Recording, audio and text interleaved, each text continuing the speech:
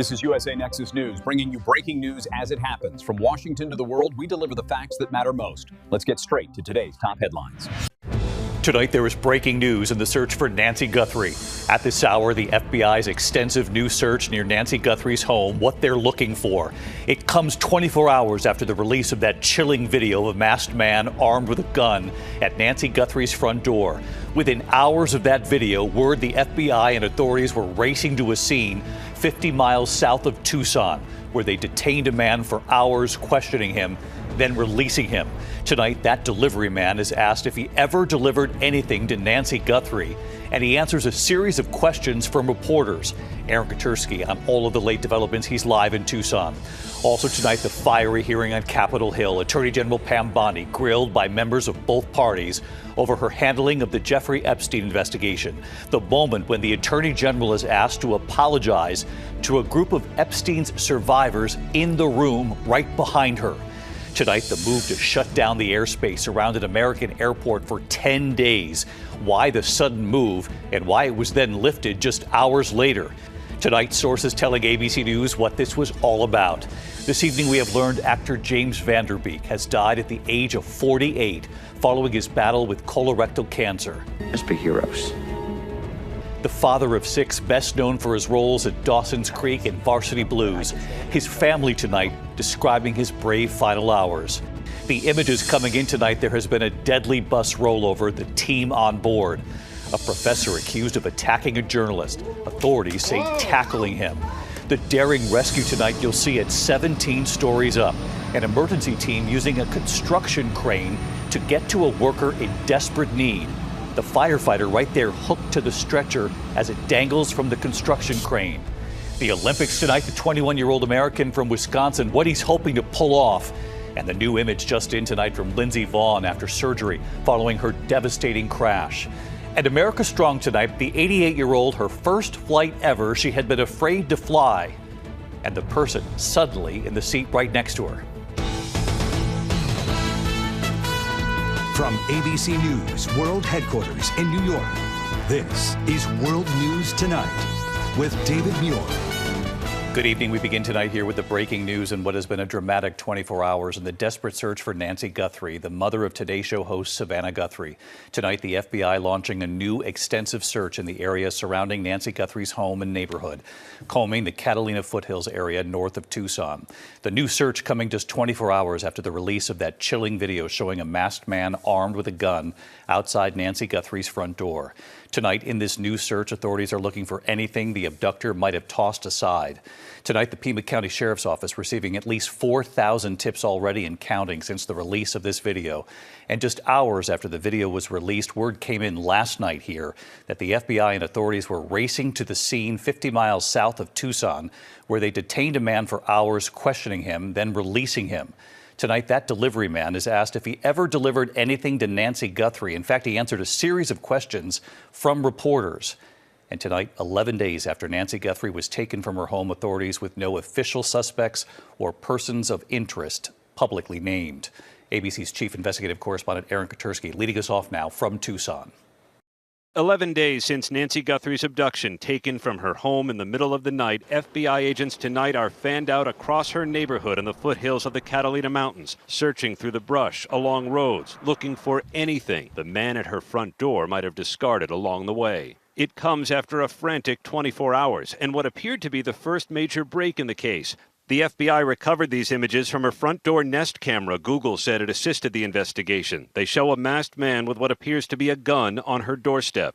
Just hours after that video was made public, authorities raced to Rio Rico, 50 miles south of Tucson near the Mexican border, where they questioned this delivery man for hours, then released him. They told me I was being detained for kidnapping. And I asked them, like, well, kidnapping of who? And they told me this lady, I don't know her name. And Nancy Guthrie? Yeah, that's her. Tonight, law enforcement sources tell ABC News the man who identified himself to reporters as Carlos had been on investigators' radar in connection with this case even before the public release of that video of a figure in a mask at Nancy Guthrie's front door.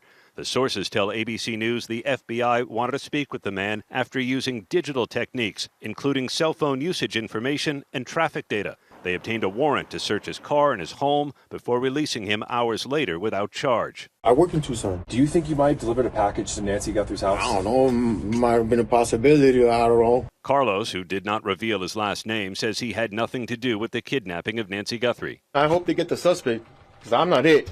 They better do their job and find the suspect that did it so they can clear my name. I'm done.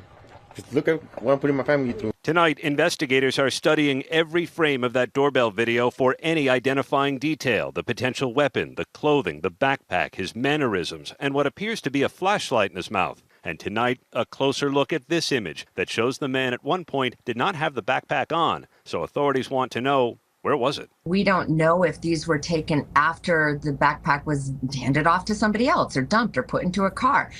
Or maybe just the light is so bad until he gets onto the porch that we can't see where the backpack is. In the 24 hours since those images were released, investigators say they've received more than 4,000 tips. When you throw up a picture out to the public, you're going to get literally hundreds, if not thousands, of leads, of which most of them won't amount to anything. But there'll be a nugget here and there that might well catch this guy. Nancy Guthrie's daughter, Today host Savannah Guthrie, immediately shared those images put out by the FBI on Instagram, posting, "Someone out there recognizes this person," and saying of her mother, "We believe she is still alive." The FBI showed those images to the Guthrie family before they were released, and the Guthries did not recognize the man in the video. And tonight, the FBI is still trying to trace the sender of those 2 unverified ransom messages to local television stations that demanded millions in Bitcoin and set deadlines that have come and gone. The Guthrie family at one point promising to pay, but there was never any proof of life. This is very valuable to us, and we will pay. For 11 days now, investigators have been combing every inch of this quiet desert community. But tonight, still no one in custody, no suspect named, just a chilling image of someone at the door. And neighbors are praying and hoping Nancy Guthrie comes home. This woman's mother used to play tennis with Nancy. Scary. I mean, backpack and just scary. I can't imagine anybody going in there and taking an 84-year-old woman. Unnerving times around here, David. That man who was detained for questioning released without charge. He's under no law enforcement restrictions tonight. But David, remember what the sheriff told us. He said there are no suspects, but until someone is in custody, they're ruling out no one. David? Aaron Katersky leading us off here again tonight. Aaron, thank you. We turn now to the fiery hearing on Capitol Hill. Attorney General Pam Bondi grilled by members of both parties over her handling of the Jeffrey Epstein investigation. And you'll see the moment here when the Attorney General is asked to apologize to a group of Epstein's survivors in that room right behind her. Here's Rachel Scott now. Tonight, Attorney General Pam Bondi clashing with lawmakers from both parties over the Justice Department's investigation into sex offender Jeffrey Epstein. I am deeply sorry for what any victim has been through, especially as a result of that monster. But Bondi did not interact with a group of Epstein's victims sitting just a few rows behind her. Please raise your hands if you have still not been able to meet with this Department of Justice. Please know for the record that every single survivor has raised their hand. Bondi declined to apologize to the woman for the DOJ's initial failure to redact all victims' names from the documents released. It is about you taking responsibility for your Department of Justice and the harm that it has done to the survivors who are standing right behind you and are waiting for you to turn to them and apologize. But he doesn't. Republican Congressman Thomas Massey pressing Bondi on why the DOJ did initially redact the names of some powerful men. Within 40 minutes, Wexner's name was added back. Within 40 minutes of me catching you red-handed. There was one redaction out of over 4,700, and we invited you in. This guy has Trump derangement syndrome. He needs to get. You're a failed politician. Democrats asking about President Trump's Commerce Secretary Howard Lutnick, who recently claims he had nothing to do with Epstein, calling him gross. Just 24 hours ago, Lutnick telling Congress he had in fact visited Epstein's private island with his wife and children in 2012, well after Epstein was convicted of sex crimes. That visit was revealed in the DOJ documents. Has the Justice Department asked Secretary Lutnick about his ties to Epstein? Secretary Lutnick has addressed those ties himself. But the Congresswoman pressing Bondi, the nation's chief law enforcement officer. The American people have a right to know the answers to this. These are senior officials in the Trump administration. This is not a game, Secretary. I'm Attorney General. My apologies, I couldn't tell. Lawmakers asking why Epstein's accomplice, convicted sex trafficker Ghislaine Maxwell, was transferred to a minimum security prison known as Club Fed just days after she met with the Deputy Attorney General Todd Blanche, who used to be the president's personal lawyer. Does a convicted sex offender like Ghislaine Maxwell deserve special treatment and privileges in prison? Yes or no? Let me be crystal clear on this. No. Bondi says she did not know that Maxwell was going to be transferred, insisting she hopes she dies in prison. But Maxwell wants clemency, and President Trump has not ruled that out, David. Rachel Scott live up on the Hill for us. Rachel, thank you. Now to the move this morning to shut down the airspace around El Paso, Texas for 10 days straight. So many questions. Were there security concerns? What was this? And then that shutdown was lifted just hours later. What sources are now telling ABC News tonight, and here's Gio Benitez. Tonight, sources tell ABC News that the sudden shutdown of the entire airspace over El Paso, Texas, came from a dispute between the FAA and the U.S. military, which was testing laser technology capable of shooting down drones used by Mexican drug cartels. Just before 11 p.m., the FAA said that all air traffic, including emergency medevac flights, would be prohibited over El Paso and surrounding areas for 10 days, and that anyone not obeying the order could be met with deadly force by the military. The directive stranding passengers and confusing pilots and air traffic controllers. So the airport's totally closed? Apparently. We just got informed about 30 minutes to an hour ago. So for 10 days, you guys are not open? A source tells ABC News the FAA closed the airspace after learning that the Department of Homeland Security actually used the laser weapon earlier this week to target a balloon that was approaching or flying over Fort Bliss, which is close to El Paso's airport. The source says it was not a weather or spy balloon, but it's not clear just how big it was. About 6 hours after issuing the closure, Transportation Secretary Sean Duffy reversing the order, posting that the FAA and Department of War acted swiftly to address a cartel drone incursion. That threat has been neutralized. So, David, clearly there are two different accounts of why this happened. Now the FAA and Department of Defense are set to meet in just a few weeks to talk about this new laser technology. David. Gio Benitez on this for us tonight. Gio, thank you. We have learned tonight that actor James Van Der Beek has died at the age of 48 following his battle against colorectal cancer. He was best known for his roles in Dawson's Creek and Varsity Blues, and tonight his family describing his brave final hours. Here's Trevor Alt now. Tonight, tributes pouring in for 90s television and movie icon James Van Der Beek, who tragically passed away at 48 years old after a public battle with colorectal cancer. Van Der Beek helped define the coming-of-age drama for a generation as the heartfelt dreamer Dawson Leary on Dawson's Creek. You can call me an eternal optimist. I have faith. The cult classic sports drama Varsity Blues. Let's be heroes. Late today, his wife Kimberly saying, "Our beloved James David Van Der Beek passed peacefully this morning. He met his final days with courage, faith, and grace." The father of 6 had been diagnosed with stage 3 colorectal cancer in 2023, the next year revealing his diagnosis to People magazine. The gastroenterologist said in his most pleasant bedside manner, it is cancer. And I think I went into shock. He spent his final years away from Hollywood on a ranch in Texas, devoting his life to his family, his wife always by his side, thanking her in this tearful exchange with our Robin Roberts. Your wife, Kim, she was there. You said that she has been your rock. How has she helped you? She's, this is where I'm going to lose it. She's been amazing. She's really taught me what unconditional love is. And he became a fierce advocate for early detection. My message would be, first of all, get tested, get scanned. Wherever you're at, wherever that diagnosis is, there's always hope. And David, James Van Der Beek bravely sharing his cancer journey has already inspired so many to be more proactive with their health. Tonight he's being remembered not just as a talented star, but as a devoted friend and family man. Yeah, David. Extraordinarily brave in this fight. Trevor, thank you. Tonight, newly released body camera video after the Customs and Border Protection shooting of a U.S. citizen in Chicago. They said she was a domestic terrorist. Critics say the video tells a different story. Miramar Martinez, following a convoy of federal officers in October, she was accused of ramming their vehicle.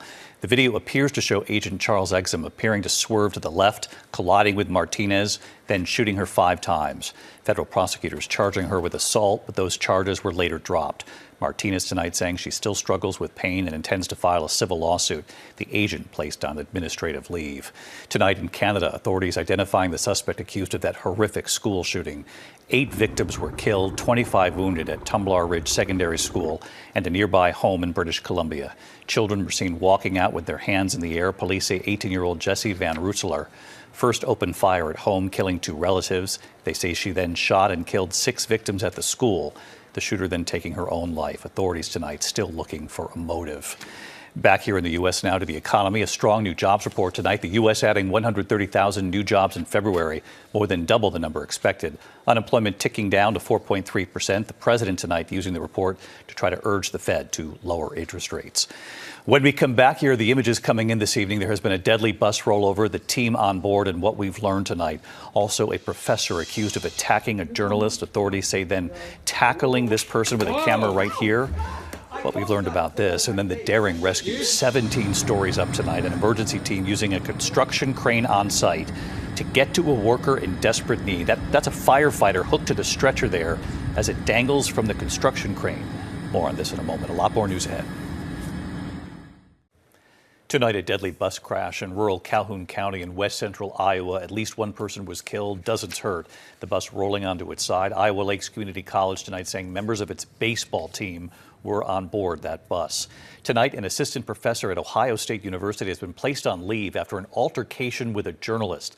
Now, that professor, Luke Perez, seen right here, appearing to tackle the man holding the camera.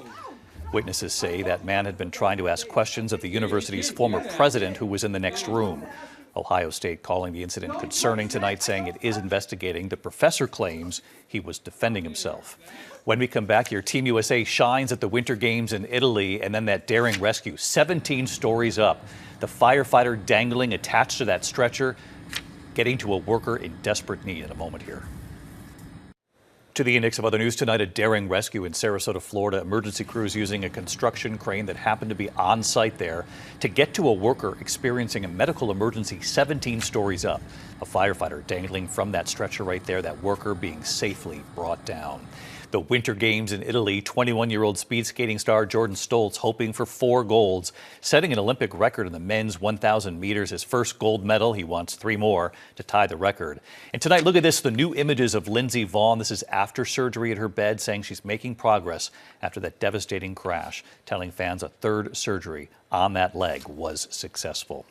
When we come back tonight, America Strong this evening, the 88-year-old, her first flight ever. She'd been afraid to fly, and the person suddenly sitting in the seat right next to her. Finally tonight, she's 88 and she's conquering her fears with a little help from someone she adores. Tonight in La Crosse, Wisconsin, northwest of Madison, a grandmother proving it's never too late to conquer your fears. 88-year-old Frances Dahlke has faced many of life's milestones, but there was something she had never done. She had never flown in an airplane. Her grandson, Alex Shoup, always loved flying. He wanted to be a pilot. He went on his first flight as a boy, and years later, he would earn that pilot's license. Now a pilot for Envoy Air, a regional carrier for American Airlines. His grandmother saying over the years, "I'd fly in a plane if my grandson was the pilot." Well, it happened. Look at the image, the pilot right next to his grandmother. Time to head to the cockpit. Good morning, folks. Pilot Shoup on the intercom, his parents recording. My grandma, 88 years old, she has never flown in her life. And this is her very first flight ever. So pretty special experience for me and for her, and hope you enjoy our quick 35-minute flight to Chicago. Thank you. Grandma Frances right there during takeoff. She's smiling and doesn't even look nervous. Saying we're on our way. And right here tonight, hey there, David. That pilot, the grandson proud of his grandmother, and no doubt that grandmother proud of him too. She supported me along the way, just always tell me that you will achieve your goals and you will make this happen. And you did. Grandma taking flight with her grandson in the cockpit. I'll see you tomorrow. Good night. David Muir, the most trusted anchor in America, the most watched anchor in America. Thank you for making World News Tonight with David Muir the #1 newscast in America.